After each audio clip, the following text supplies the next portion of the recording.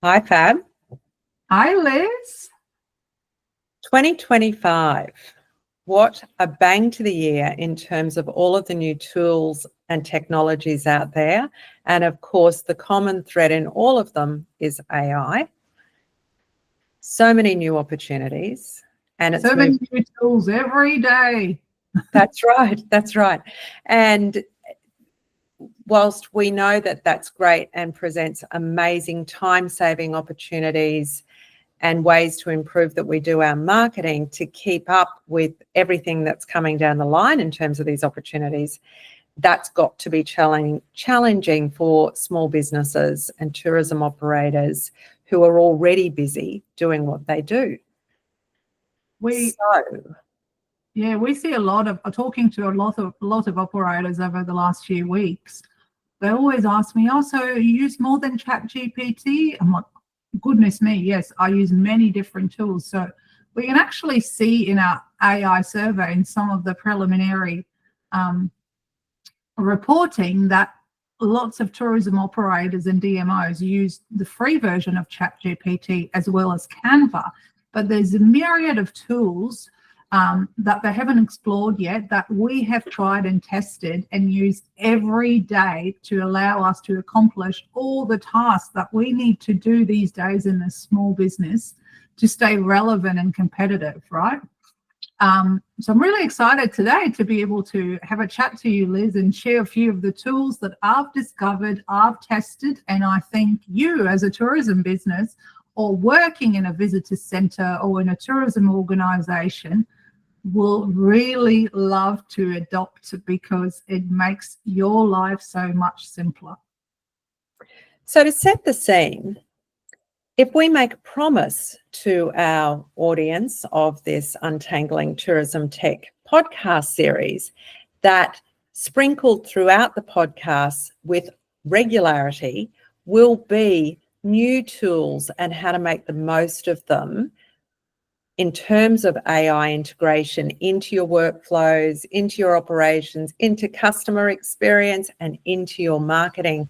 If we can bring that to the audience and it saves them time from having to go through and learn about these themselves and experiment with them and take away what inevitably is becoming overwhelmed, that there are so many new AI digital tools coming at us all the time. We're seeing them in Google, we're seeing them across all of our video programs. You're going to talk to us about some new social media ones that are trending through. But if we can shortcut that learning process and help tourism operators and DMO and visitor centre staff to be able to know which tool is going to suit them best, I think that'd be a great use of our time in this podcast series. So to kick us off with this shortcut series to AI simplification, what's the first tool that you want to tell us about that you've been experimenting with? Well, this one just fell on my lap, really. So I run a lot of meetings using Google Meet, and we use Google Workspace a lot, and a lot of small businesses use Google Workspace. And you might have not realized, but since the 15th of January, some of the AI tools that were previously paid for as part of a Gemini plan, which is the AI component of Google Workspace, became freely available to us small businesses. So I was running a meeting with a client and I saw a little button at the very top right of my screen, which is right there, Liz, and we're using it today as well to record this session. And it's called Take Notes with Gemini. I think that's what it's called, isn't it? Now I've opened it and doesn't tell me the name. Take notes for me. Take notes for me, excuse me. So I just pressed the button and waited to see what happened. At the end of the meeting, I kid you not, I received, and it was a 2-hour meeting, right? Long meeting with 3 people, a detailed 1-pager summary, not transcription, I mean proper summary that an executive PA who would have been trained for 20 years would have provided in Australian English, not with the Zs everywhere, as a summary of the meeting. So lots of our clients ask for the recording, which of course we provide, or the transcription, but it's still painful. You have to sit through the recording. This summary is outstanding if you just want to refresh your memory about what you talked about. So I definitely recommend people to click that Take Notes with Google button for the meeting summary. It's really useful as well. I was talking to the CEO of quite a large tourism organisation on Wednesday, who travels around, on Monday, who travels the country a lot. And she has meetings with a lot of people. So normally she'd be old school, taking notes or recording the meeting.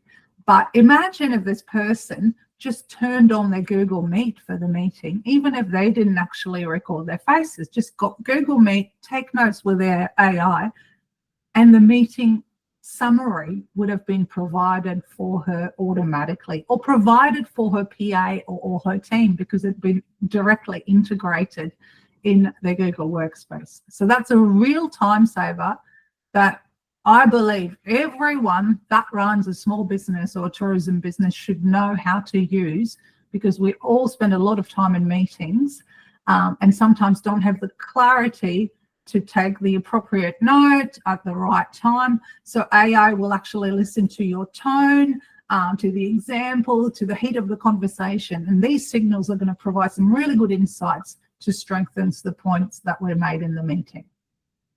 My observation with these tools, and this could be, other meeting tools, like we see Otter AI follows you around Zoom meetings, very difficult to untangle once you've signed up for it, and it's extremely viral in its business model, how it works. They have improved so much, and that's probably what you're seeing in Gemini, is that the technology, the AI technology they're using, is getting smarter and smarter all the time. And so the results you get out of it are really meaningful in terms of a record of the meeting, who's taking responsibility for what the action items are. As you say, that's the equivalent of a highly skilled executive assistant sitting in on a meeting and doing the minutes, but you have them within a minute of the meeting ended. So you, the team, and obviously I love Otter AI, Crisp as well, the microphone that I use summarises it. But Google works, with Google, it's got access to your Google Workspace. If you're not familiar with Google Workspace, it's like Microsoft 365, but from Google, that means all your files are there, all your drive are there. It's not going to be long until the meeting can pull the other documents that you have about this client, this project, whatever you want, and centralize it all for you. Something that Otter AI will struggle to do because they don't have access to your workspace, or they'll need an API. Yes, yeah, that's amazing. And so that's what you've just said, that is a wonderful example of how we'll see this continue to improve and move very quickly in terms of the advancement. Great. Okay, so Google Meet, take my notes. Something like that. Top right, the little star and the pencil when you are in a Google Meet on a Google Workspace paid plan. Take notes for me. That's what it's called. Love it. So it's not the transcription service, it's take the notes for me. Love it. What's your second example today? Oh, a while ago, I've been thinking about this for a while, because one of my first jobs was actually creating music content and ringtones for MTV. So I've been playing with video editing my whole life. And as you know, Liz, video editing takes a long time to get something perfect. But I always thought, surely someone would have come up with a way to dump a video, whether it's a video recording of a client meeting or an interview that you've done with someone, or maybe you've asked your clients, I don't know, if you work in a DMO, you ask interviewing operators to get their story, their background, so you get them to do it on a video, film themselves quickly so you can edit. So I've been thinking, gosh, there must be a really easy way to get that video cut into 30-second segments that you can use on short YouTube shorts or reels or, you know, short form video content platform. And guess what? I found it. And now that I found one, I found heaps of other options, but I wanted to share the one that I've been trying and testing for the last few months. And it's called Video. So it's VEED.io, but people pronounce it video. And it allows you to simply upload your video from your computer, your phone, or a YouTube link, whether it's unlisted or published, and it'll grab it. And after 5 or 10 minutes of processing, it's going to serve you with a list of, say, 5 to 8 short sections of that video, with the transcription on the side for you to copy and paste directly in your caption, as well as your, now I've got a blank, as well as the captions written in one of 5 beautiful formats straight on the video. So when you upload the video, it asks you, you know, do you want the highlights, or do you want, what do you want to get out? What do you want me to go and get out of this? Like I've tried with 1 hour videos, you know, what elements do you want me to get out of it? And 8 times out of 10, it's perfect. It's ready for me to download, upload straight to YouTube Shorts or Insta or Facebook Reels. So I love that. I love that.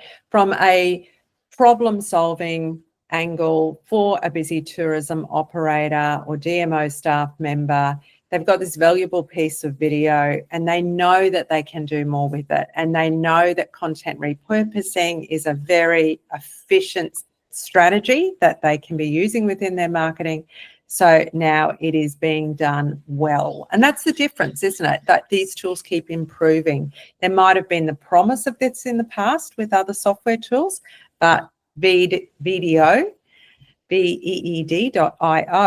has actually accomplished it now with improved technology. That's definitely one to take a look at.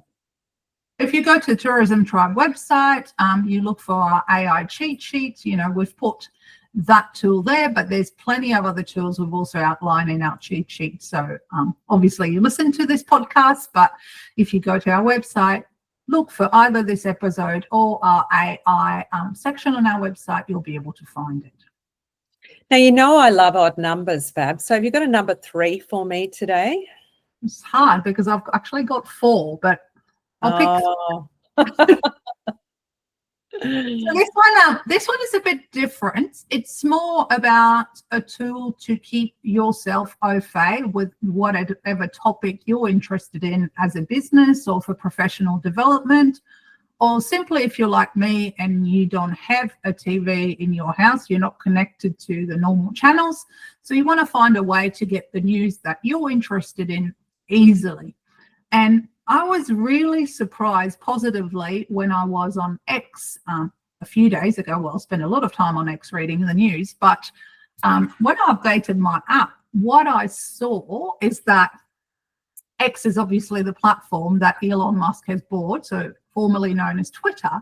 And on X, they also have an AI bot called Grok, and that's Grok. And they've integrated Grok into the X app. And what it does, it actually summarizes the important posts or tweets or people content that you're following as kind of a journalist would do. So when you open your X, you don't just see all the posts of the people you're following anymore.